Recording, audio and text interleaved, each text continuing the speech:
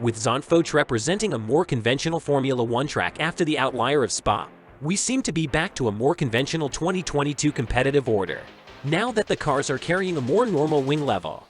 Mercedes also looked in a much more potent form than at Spa, with Lewis Hamilton lapping with intents of the Ferraris and Red Bulls, and the W13 showing good long-run pace too. So, what has Mercedes done better than before, which has allowed them to be much more competitive than before? Stick till the end of the video to find out.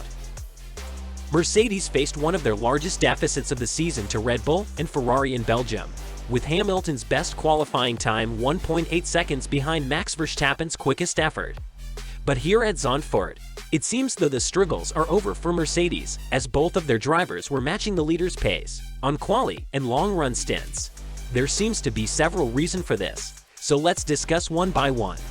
We know that Mercedes did snatch pole at the Hungarian Grand Prix, but the conditions were very different when compared with Zandvoort.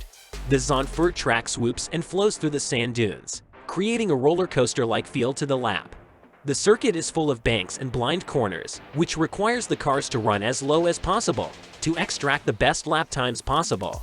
The cars are required to run very low because this is a circuit of very high downforce demands due to its swooping corners and other circuit features. The Mercedes W13 is all about running low to the ground and downforce. Additionally, according to reports, Russell has been running a new floor at Spa, which might have been bought into both cars as regulars. This has improved the ability to run the W13 as low to the ground as possible.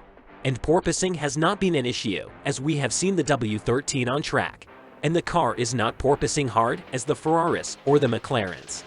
This setup leads to the floor generating more downforce. Mercedes are able to run better wing angles due to this, to reduce the drag of the 2022 regulations has led to the floor generating approximately around 80% of the car's downforce. Zandvoort need high downforce, and Mercedes has just found a way to extract it from the car. Another improvement that Mercedes has made is to its suspension system. The W13 suspension system is very stiff when compared with the other cars on the grid. This has not allowed Mercedes in setup changes, but Mercedes have brought in updates to tweak their suspension settings, allowing the drivers and engineers to close down on a perfect setup for the W13. Third reason are the track temperatures. The track is of high speed and has hot track temperature. This has enabled the Mercedes duo to set the tires to its optimum window to do a near to perfect quali lap. Hamilton spoke positively after practice sessions at Zandvoort about his chances despite feeling Mercedes are close to the limit of their performance. This was a lot better than my Sunday, and it's a lot better than Friday, even last week, so it's been a decent start to the weekend. We've landed in a much sweeter spot with the car, just being that it's a much different track, and it's a work in progress. We are not that far behind, which is great to see, and the car doesn't feel that bad. So we've just got to keep chipping away. There's probably not a huge amount more performance-wise, but we keep pushing. George Russell was very upbeat about the whole thing, saying, "The car is working better here than at Spa. On single lap pace, McLaren and Aston look strong, but that's not our strong point, and on race pace, it will come to us and away from them. But we must be sure we are ahead of them on the grid, because we don't want to be losing time to them in the race." We saw even in qualifying, the Mercedes duo were very close for a front row start, even provisional pole, but was unable due to the last-minute crash of Sergio Perez causing yellow flags in Sector 3, resulting in the Mercedes duo not completing their final flying laps.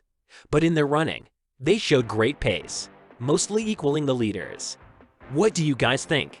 Has Mercedes found its way to claw its way to the top of the leaderboard? Or is it just again one of those performance glimpses they have been experiencing all season long? Let us know in the comments section below. Want to know what's happening in the world of Formula One? Then click on the video link shown on your screen now, and I will see you there.